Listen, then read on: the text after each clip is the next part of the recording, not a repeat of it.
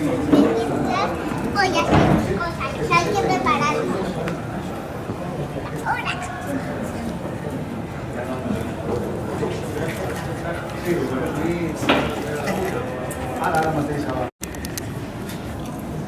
Está grabando. ¿Estás? Sí, ¿Estás sí. listo? Sí, sí, sí.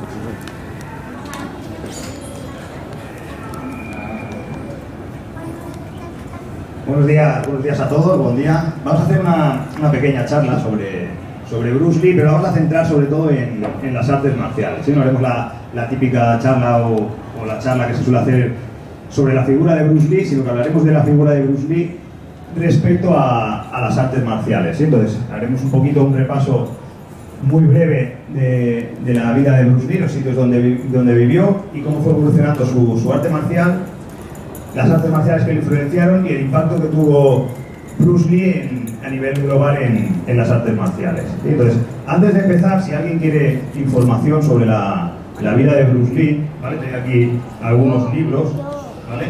Este es el libro de Marcos Ocaña, Bruce Lee Limitado, que es una biografía de Bruce Lee, la más completa que hay hasta ahora, ¿vale? No lo digo porque sea amigo mío el Marcos, sino porque realmente es de las mejores biografías que hay, ¿vale?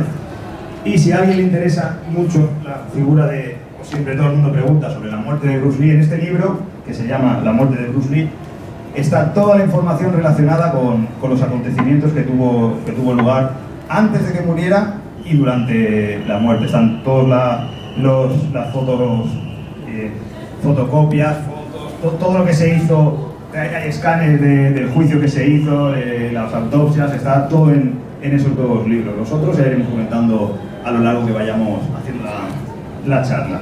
Voy a dejar el micro porque es un rollo. Total, yo creo que así. ¿Se escucha bien? Sí, ¿no? Hablo un poco más alto y ya está. ¿No se oye?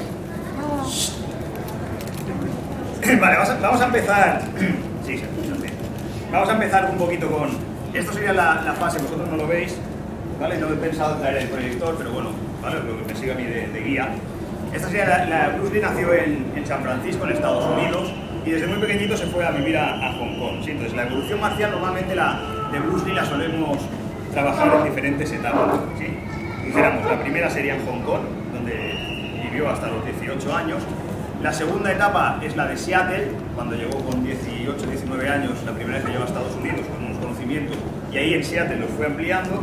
Después se mudó a Oakland en el año 64, estuvo viviendo en Oakland del 64 al 66, y después se mudó a Los Ángeles del 66 al 72. La gran formación marcial, por así decirlo, de Bruce Lee es básicamente en Hong Kong, Seattle, Oakland y Los Ángeles. Después, cuando se mudó otra vez a Hong Kong para rodar películas, realmente fueron pocos años, del 71 hasta que murió en el 73, son 2 años. En esos 2 años la evolución marcial está más destinada simplemente a entrenar él físicamente para estar en forma, pero no hubo una evolución así como de entrenamiento. ¿Sí? Estaba enfocado sobre todo en el mundo del cine. Entonces, la gran parte de la evolución marcial de Bruce Lee tuvo lugar desde Hong Kong, Seattle, Oakland y Los Ángeles. Normalmente se reconocen estas 4 etapas. Y yo aquí en la época de Los Ángeles tengo señaladas 2 etapas diferentes. Una sería en el Chinatown de Los Ángeles, que es donde tenía su escuela pública entre comillas, porque no era para todo el mundo, sino había que ir por invitación de algún miembro de la escuela o por el propio Bruce Lee, que es del 66 hasta el año 69. Y después cerró su escuela, dejó a su asistente, su instructor asistente, Daniel Santo, que pudiera seguir dando clases en el patio privado, y él siguió dando clases en el backyard, en su patio privado de su casa, que seríamos hablando del 70 al 71. Entonces serían las 3 etapas. Cuando hablamos de Jeet Kune Do, que es el arte marcial de Bruce Lee, ¿sí? Esto es una cosa que le voy a robar a Jaume, que siempre lo dice, me parece muy acertada. Es que cuando tú le preguntas a cualquiera de la calle si conoce a Bruce Lee, todo el mundo lo conoce. En cambio, si le preguntas por su arte marcial, muy poca gente te dice Jeet Kune Do. Bruce Lee lo conoce todo el mundo, pero el arte marcial que hizo, Jeet Kune Do, no lo conoce todo el mundo. Entonces, es diferente contra otras artes marciales. Si tú dices otro arte marcial, la gente lo conoce. Si dices karate, la gente sabe que es el karate, más o menos le suena, o aikido, o jiu-jitsu. pero no conocen al fundador. Con el Jeet Kune Do pasa completamente a lo contrario a lo que suele pasar con otras artes marciales. La gente conoce al fundador, pero no conoce el sistema o el arte marcial que hizo. Vale, entonces, siguiendo esto, es una pequeña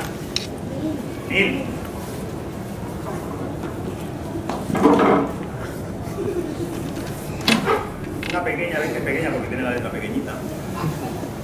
Es una pequeña muestra de las artes marciales que Bruce Lee investigó, trabajó. ¿Sí? Yo la tengo dividida en artes marciales occidentales, boxeo, esgrima, wrestling y sabat. Todo esto pudo tener lugar en mayor o menor medida. ¿Sí? Hay algunas que estudió directamente con alguien o simplemente buscó información en libros y adaptó cosas en el Jeet Kune Do. Después tenemos artes marciales chinas, donde la que más influencia tiene es el Wing Chun, pero no la única, sino hay muchos elementos de otras artes marciales, por ejemplo, estilos de Mantis del sur y del norte, Choi Li Fa, Kung Gar, de China, Tai Chi, Bagua, de la asociación Jingwu, diferentes artes marciales chinas, aquí las tengo aquí, es una lista comparada bastante larga, no solo por lo que decía de entrenamiento, sino también a veces por información. Bruce Lee le encantaba buscar información, le encantaba leer, porque tenía una biblioteca de 2.500 libros aproximadamente o más quizá, y pensar que murió con 32 años, o sea, son muchos libros para esa edad. Luego teníamos artes marciales coreanas, no podía ser el taekwondo, el tansudó, artes marciales japonesas, aikido, karate, jiu-jitsu, kendo, incluso judo, y artes marciales del sudeste asiático como el thai boxing, el silat, el boxeo birmano o las artes marciales filipinas. Todo esto tuvo influencia en algunas en mayor o en menor medida. Entonces pensar que Bruce Lee el trabajo de Bruce Lee, no podemos decir, el Jeet Kune Do empieza en tal fecha. Se suele decir que empezó en 1967, alrededor del 67, porque fue la primera vez que puso el nombre al sistema que le estaba haciendo, pero el nombre del sistema él lo fue cambiando durante los años.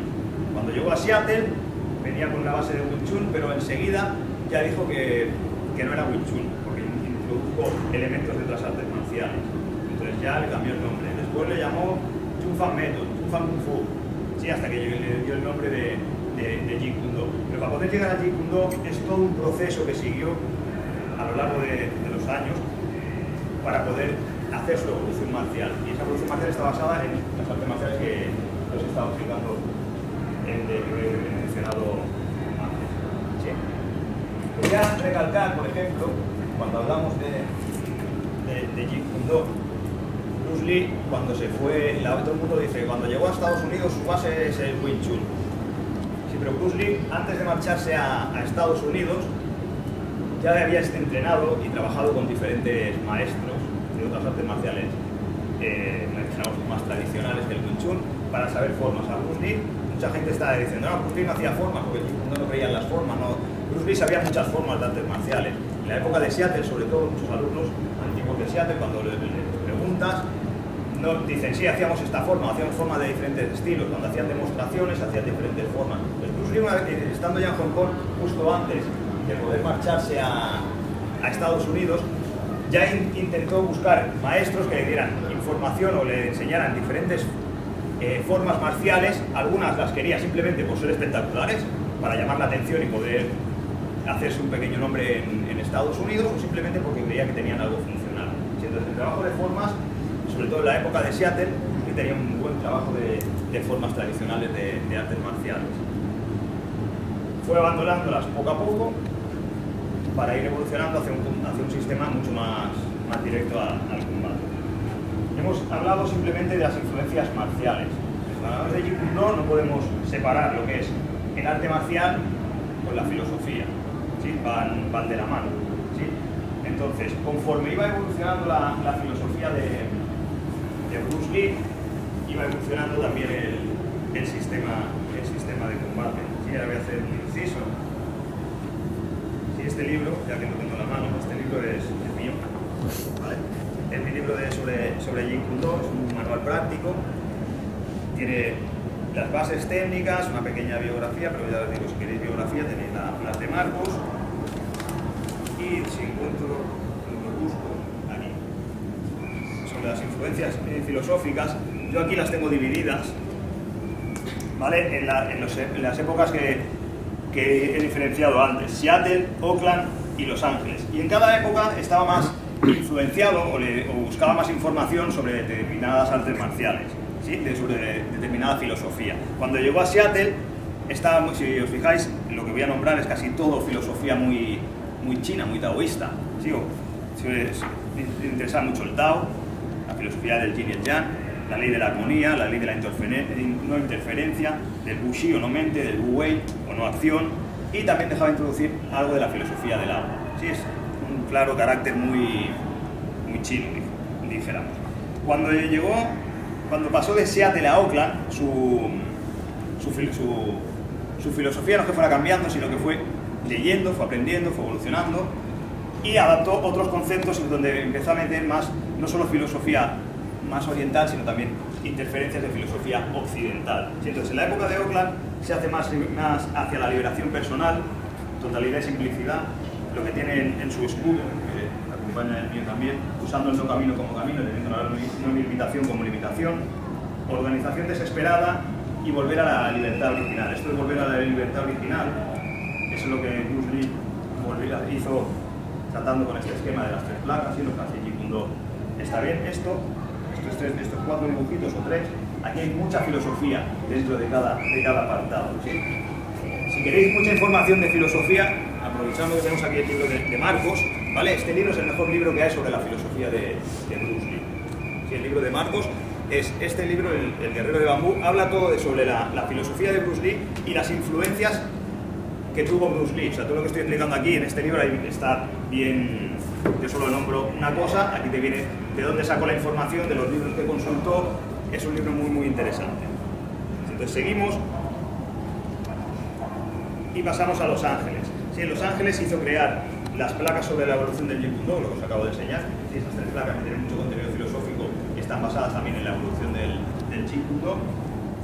Hizo una tumba en miniatura, decía que, no me acuerdo realmente, lo tengo por el libro también la foto, pero no me acuerdo ahora mismo bien lo que decía, pero era en contra de los sistemas establecidos. Antes hablábamos que él había trabajado muchas formas al principio, después rompió con las formas y dijo, no, las formas es simple para encajonar, es para crear a productos, y yo creo que las personas estén libres y puedan puedan desarrollarse ellos plenamente como artistas marciales. ¿Sí? Proceso constante. En Los Ángeles,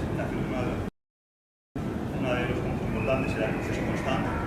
Si os fijáis en su arte marcial, es un proceso constante, es una continua evolución. Y tenemos en la totalidad, donde tuvo una gran influencia de Krishnamurti. ¿Sí? Creo que Krishnamurti era un filósofo de origen hindú que tuvo un gran impacto en Bruce Lee, y entonces cogió el concepto de la totalidad. Entonces, conforme fue evolucionando el arte marcial de Bruce Lee en las 3 épocas, la filosofía también fue evolucionando. Entonces, si cogéis escritos de Bruce Lee de la época de Seattle, veréis que son bastante diferentes a los de la época de Los Ángeles, y todo esto lo podéis ir comparando, tanto la evolución marcial como la evolución filosófica. Pues os decía que en el arte del Jeet Kune Do, la filosofía y las técnicas físicas van de la mano. Si no hay filosofía detrás del Jeet Kune Do, es pegar puñetazos y patadas. No voy a explicar mucho sobre el arte del Jeet Kune Do, ¿vale? Porque en mi libro, si queréis consultarlo. Pero sobre el Jeet Kune Do podríamos decir, actualmente hay gente que lo divide en 2 ramas, y yo lo divido en solo uno. Yo para mí dividiría lo que es el Jeet Kune Do hasta la muerte de Bruce Lee, que es la evolución que tuvo Bruce Lee desde que nació hasta que llegó hasta que murió, esa es la evolución que tuvo, y luego lo que pudo suceder a partir de ahí, con lo que se hizo por ahí. Hay gente que sigue trabajando lo mismo que hacía Bruce Lee en 1970, y hay gente que sigue haciendo lo que Bruce Lee hacía en el 70 y además ha adaptado la tecnología a la tecnología. Ha adaptado eso, porque estaba pensando en una cita que voy a decir después. Ha adaptado los nuevos tiempos al método de combate. Sí, mi profesor siempre, mi instructor siempre dice que igual que la tecnología en el arte de la guerra, en combate militar o en combate o mano a mano, lo que sea, va cambiando, ¿sí? No utilizamos las mismas cosas ahora que hace 40 años, o incluso en los deportes. Si cogemos de forma el fútbol, por ejemplo, que es muy popular el fútbol, sigue teniendo las mismas reglas más o menos, es el mismo deporte, pero ha evolucionado, no se juega igual ahora que hace 40 años. Pues el Jeet Kune Do debería seguir el proceso igual, basándonos en la base que dejó Bruce Lee, pero no podemos hacer exactamente lo mismo que hacíamos hace 40 años, porque todo evoluciona, la sociedad evoluciona, todo evoluciona, entonces debemos ir a adaptarlo. Y si os fijáis, en la vida de Bruce Lee, como hemos comentado, ha habido una evolución marcial, no tenemos por qué quedarnos estancados. Yo creo que la filosofía del Jeet Kune Do va a partir de ahí, de seguir evolucionando. Seguir evolucionando no significa tampoco hacer lo que yo quiera y llamarle Jeet Kune Do, tiene que haber una base conforme a lo que hacía Bruce Lee, una base científica, sea simple y directo, ¿sí? Es una serie de cosas. Pero eso no quita que nos tengamos que hacer únicamente y exclusivamente lo que hacía Bruce Lee. Entonces hay mucha gente que sigue haciendo lo que hacía Bruce Lee, hay mucha gente que ha evolucionado hacia lo que hacía Bruce Lee, ha evolucionado. No estoy criticando a nadie, ni ninguna de las ramas. Cada uno, yo siempre lo digo, tiene que ser feliz y consecuente con lo que hace, porque para gustos, colores, ¿sí? Pero simplemente para que veáis las dos vertientes que podíamos decir que hay actualmente en el Jeet Kune Do. Y para terminar la charla, me gustaría, he hecho aquí un pequeño esquema, ¿vale? Para hablar sobre el impacto marcial de Bruce Lee, ¿sí? El impacto que tuvo Bruce Lee como artista marcial global, dijéramos. Vamos a empezar por las artes marciales. ¿Sí? Cuando llegó Bruce Lee a Estados Unidos, dijéramos que su impacto fue en los alumnos, que fue muchos, y todos los alumnos de Bruce Lee, todos cuando entrevistas, lo puedes escuchar, en entrevistas en YouTube, leer libros que han escrito, a todos les dejó una huella muy profunda. ¿Sí? Aparte de porque se hizo famoso después, pero realmente cuando lees las entrevistas, ves, ostras, este tío realmente les marcó. ¿Sí? Entonces, el primer impacto marcial, dijéramos, fue a sus alumnos. Es un grupo muy cerrado. ¿Sí? Cuando dio el primer impacto más global fue a partir de 1964, en una exhibición que hizo, porque empezaba a ser, dijéramos, más o menos famoso en el mundo marcial, pero el mundo marcial respecto al mundo es muy pequeñito. ¿Sí? Entonces, hizo una exhibición, una demostración en Long Beach en el 1964 y ahí logró alcanzar muchos artistas marciales de la época pusieron el ojo en, ostras, ¿quién es este chino pequeñito que ha venido aquí a hacer unas cosas revolucionarias y acaba de hacer una demostración increíble? Hace 2 o 3 días vi en YouTube una entrevista de Rigan Machado. Rigan Machado es uno de los exponentes del Jiu-Jitsu, está hablando con Benny Urquídez, uno de los mejores kickboxers de toda la historia, y Rigan le preguntaba respecto a Bruce Lee y Benny Urquídez recordaba esta anécdota, decía, yo venía hacia karate, hacía mi estilo, era campeón, era súper rápido él, y si cuando vi a Bruce dije, guau, ¿este tío quién es? Entonces, el impacto que realmente creó en esa demostración le hizo más un nombre en el pequeño mundo marcial. ¿Sí? Siguiendo con el impacto que tuvo en artistas marciales, a partir de ahí, la época sobre todo de Hollywood, lo que hablábamos antes, cuando había cerrado ya su escuela de Chinatown, quizá un poquito paralela, tuvo influencia en grandes campeones de karate del momento. Joe Louis, Mike Stone, Norris, todos eran campeones conocidos en el mundo marcial del karate y todos entrenaron con Bruce Lee porque dijeron, ostras, este tío tiene algo que aportar, y todos aprovecharon la influencia. Ese fue el primer impacto a nivel de artistas marciales. A partir de la exhibición que hablábamos también, tuvo un impacto en el mundo y en Hollywood, porque si no hubiera vivido allí tampoco en Los Ángeles no hubiera tenido ese impacto. Tuvo un impacto en gente del mundo del espectáculo. ¿Sí? Ya no era solo cerrado en el mundo marcial, sino que también empezó a entrenar a Steve McQueen, James Cole, Blake Edwards, Roman Polanski, Steven Silifan, diferentes actores y gente del mundo de Hollywood. Entonces, a partir de ahí, claro, se codeaba ya, dijéramos, con la jet set del mundo de Hollywood. Entonces, su impacto podía hacerse un poquito más grande. Aparte de eso, estuvo haciendo la serie de Green Hornet, también por la demostración que hizo en el 64, y eso no tuvo mucho éxito, tuvo éxito, pero no en el público en general, que se esperaba. Pero bueno, sí que le abrió las puertas a poder conocer las figuras que están del mundo de Hollywood y tener un impacto dentro de esta gente del mundillo de Hollywood. ¿Sí? Y el siguiente impacto es en el impacto, dijéramos, mundial. ¿Sí? Cuando se fue a Hong Kong, dejó a Los Ángeles y el hijo tenía bien claro y decía, yo quiero hacer películas, yo soy un artista marcial, pero quiero quiero transmitir a través de las artes marciales, la mejor forma de poder transmitir a través de las artes marciales es a través de las películas. Sí. Lau Carneo es un coreógrafo de cine de Hong Kong y también es un maestro de Punga. Él nunca ha tenido es uno de los famosos directores o coreógrafos de Kung Fu. Él nunca ha tenido una escuela una escuela física para enseñar y ha tenido muy pocos alumnos. Y uno de sus alumnos le preguntaba, y Bruce Lee pensaba exactamente igual, le decía, Shifu, ¿por qué no has tenido una escuela? Y le dice, porque si yo tengo una escuela, ¿a cuánta gente puedo impactar? 100, 200, si tengo mucho éxito, 300. Ahora, si yo hago de coreógrafo de películas y enseño mi estilo dentro de las películas, ¿a cuánta gente puedo impactar? Bruce Lee pensaba exactamente igual. Si yo doy clases a un cierto grupo de personas, solo impacta a este grupo de personas. Transmitir las artes marciales de una forma diferente a la que se estaba haciendo en el cine, ¿a cuánta gente puede impactar? Y ahí viene el impacto que tuvo marcial en el cine, se convierte en el impacto que tuvo global. O sea, todo el mundo conoce, muchísima gente conoce a Bruce Lee, lo que hablábamos al principio. Todo el mundo conoce a Bruce Lee, pero no su estilo de combate, pero sí que saben quién es Bruce Lee.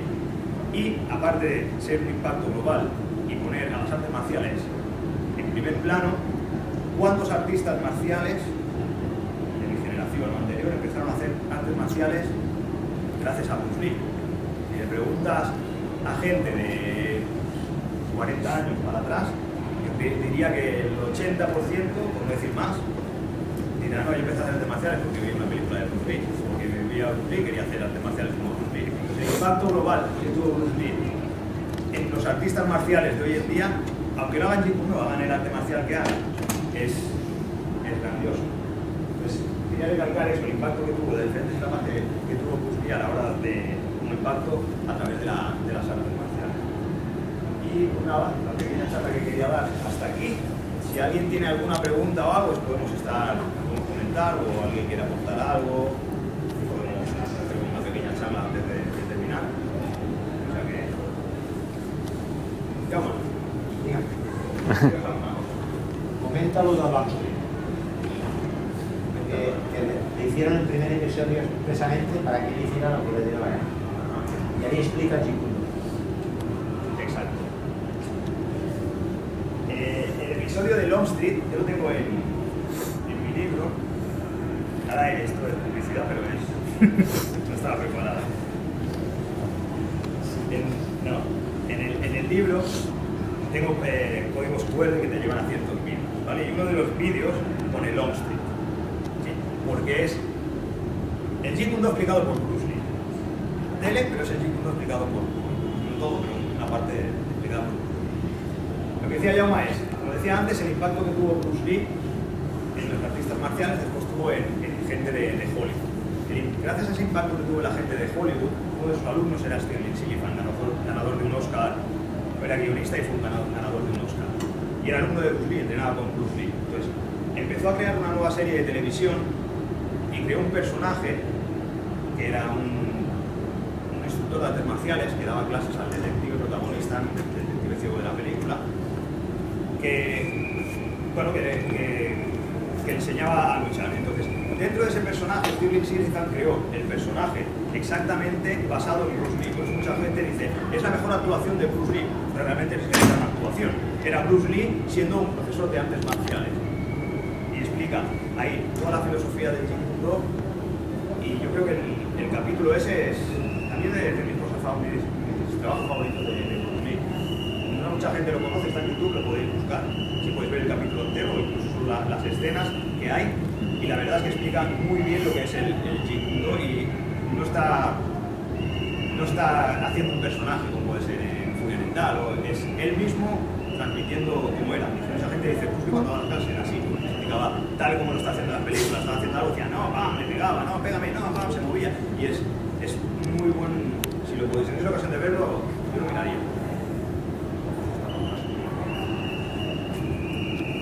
No está doblado. Sí, no está doblado. Está traducido. Subtitulado. Está subtitulado, que lo hizo Fernando. Los subtítulos al castellano. Bueno, lo hicimos en inglés. Claro, y Senti también, es verdad. Lo de esta serie.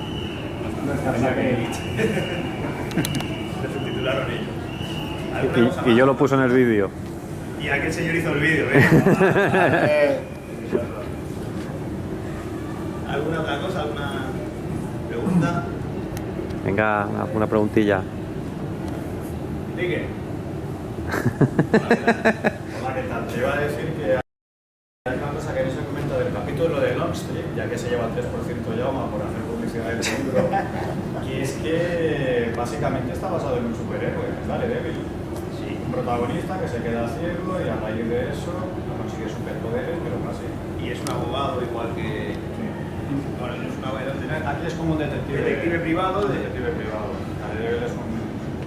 Sí, es un Es el hijo de un boxeador que se venga, pues eso, ese pequeño matiz de Longstreet que no se suele recordar.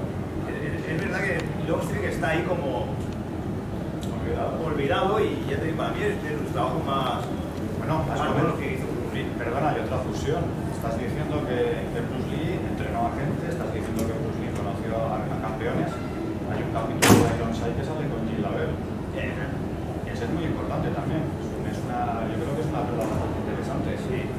Obviamente actúan porque Jill Lavelle acabaría con Bruce, eso está claro, porque es las reglas que habría en ese combate, pero es muy interesante ver cómo lo tontea, cae.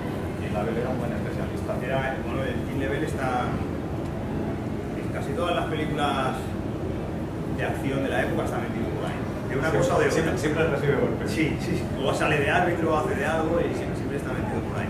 Eso es lo que hablaba antes del impacto de Bruce Lee, cuando se metió en el mundo del cine, tenía que apuntado directores, actores, también estaríamos hablando de coreógrafos, toda esa relación que pudo ir creando, después también le ayudó a él como artista marcial, como persona, y para transmitir lo que él quería después más tarde en las películas. Probablemente la coreografía que hace con Jill Lavelle sería una mezcla, no sé qué porcentaje, pero es crudo en Presley, porque si le coge allí, le va a voltear, da por arriba, o sea, no es una pelea.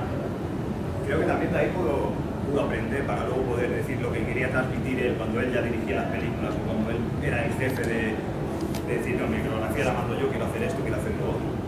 Quizá a lo mejor sin eso no tendríamos las escenas de grappling en Operación Dragón, por ejemplo. Te iba a decir, tampoco quiero ser un protagonista, pero eres tú. Me hace mucha gracia estos días hablando con Marcos y con otra gente antes del evento de hoy. Parece que el suelo es algo sagrado, que no se acaba en el suelo, y sí que se acaba en el suelo. Yo vengo del kickboxing. Yo también empecé las artes marciales en gran parte gracias a Bruce. Y mi escuela era, estamos de pie, golpeamos y nunca vamos al suelo. No es verdad, amigos.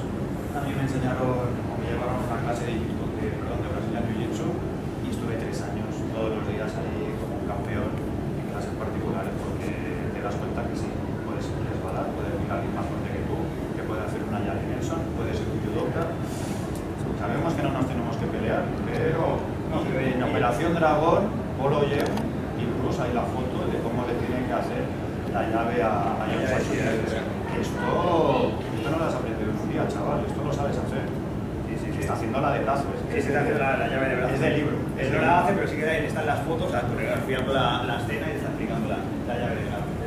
Respecto a lo que decías del grappling, normalmente por el tamaño, si el otro es más grande hay probabilidades de tiros.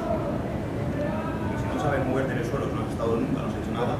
Bruce Lee es algo que sí que hacía. He entrenado con Jill Lavelle, había entrenado con Nishioka, en utilización de judo, casi fue olímpico, pero un luchador de judo, que tenía muchos libros de Presley, o sea, tenía mucha influencia del grappling, si coges el Tao de Jeet Kune Do, no solo lo que les decía, cuando Bruce Lee aprendía nombrado al principio las diferentes artes marciales que influenciaron en Bruce Lee, algunas porque las había practicado directamente, algunas porque había buscado información mediante libros y tal. De wrestling hay un buen número de libros. El wrestling es el grappling que había popular en la época, aparte de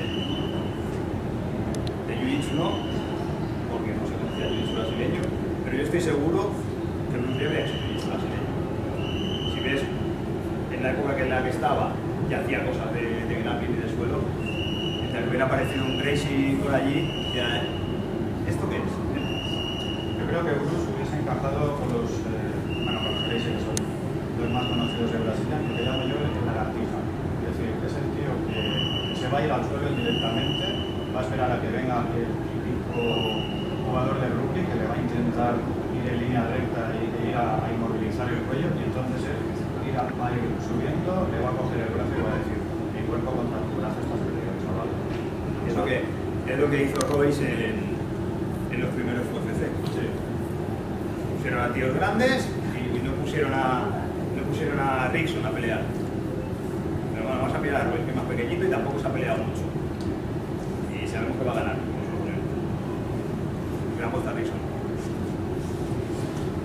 Pero los han pillado. Les hubiera pasado a todos.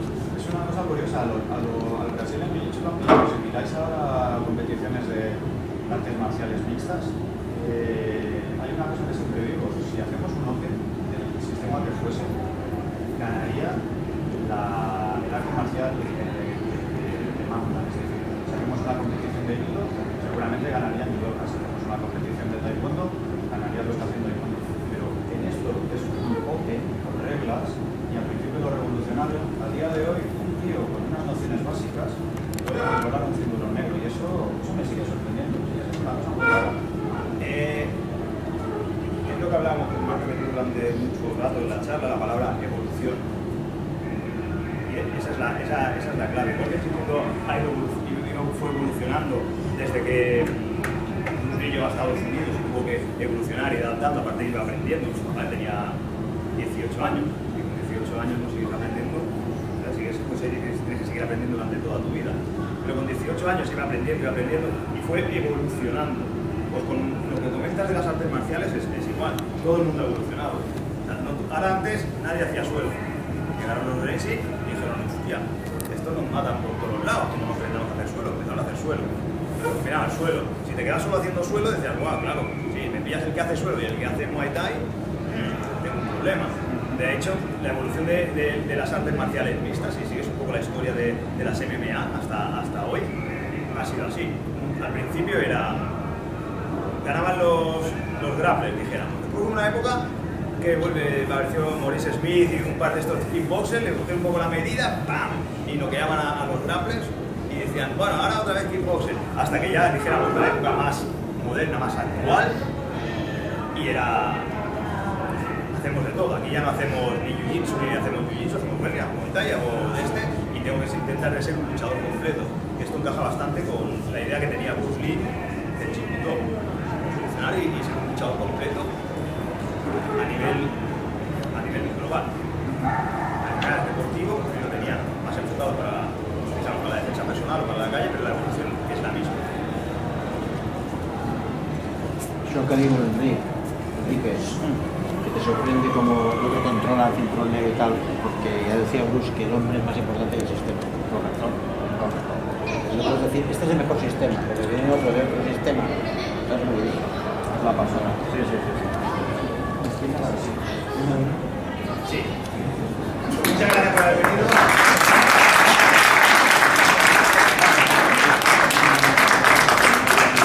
Y por último, antes de que se me vaya, Momento. antes de que se vaya, si alguien no conoce la mejor revista que hay en el mundo sobre Bruce Lee, aquí tenéis un ejemplar y tenéis todos los temas en el stand del grupo. Gracias. Gracias.